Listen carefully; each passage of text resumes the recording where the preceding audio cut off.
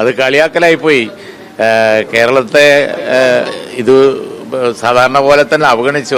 അതുകൂടാതെ ആളുകളെ കൊണ്ട് പറയിപ്പിക്കുന്ന തരത്തിൽ ഈ പറഞ്ഞതുപോലെ ഒരു ആമ പ്രയോഗമുണ്ട്. അതോടുകൂടി അതൊരു അപമാനിക്കലായിപ്പോയി കേരളത്തെ.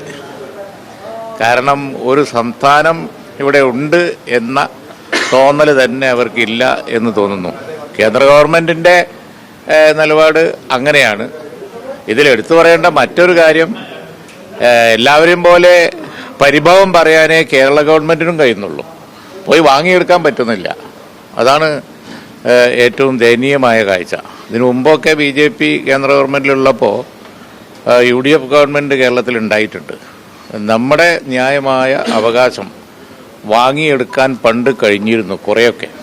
അതിന് ചില നിരന്തര ഫോളോ അപ്പും കാര്യങ്ങളൊക്കെ ചെയ്ത് അതിൽ അല്പം സാമർത്ഥ്യം ഇവരും കാണിക്കുന്നില്ല. ഉണ്ടാവില്ല എന്ന് ആകാശം നോക്കിയിരിക്കുകയാണ്.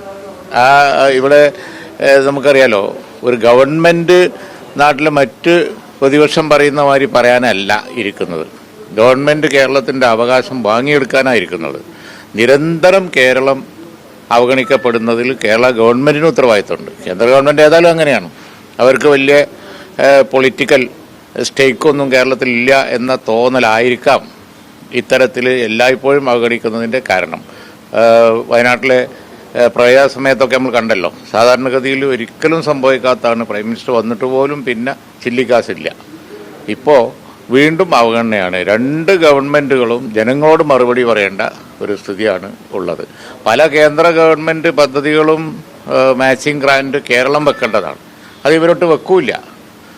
ഇപ്പോൾ BJPയുടെ ഇടക്ക് കണ്ട അഭിപ്രായ പ്രകടനം കണ്ടില്ലേ, അതിൽ പറയിപ്പിക്കുകയും ചെയ്യും. മര്യാദക്ക് ഒന്നോട്ട് ഇംപ്ലിമെൻറ്റും ചെയ്യൂല, ഉള്ളത് പോയി ഫോളോ അപ്പ് ചെയ്ത് വാങ്ങിയെടുക്കൂല. ഫലത്തിൽ കേരളം എന്ന സംസ്ഥാനം അനുഭവിക്കുകയാണ്.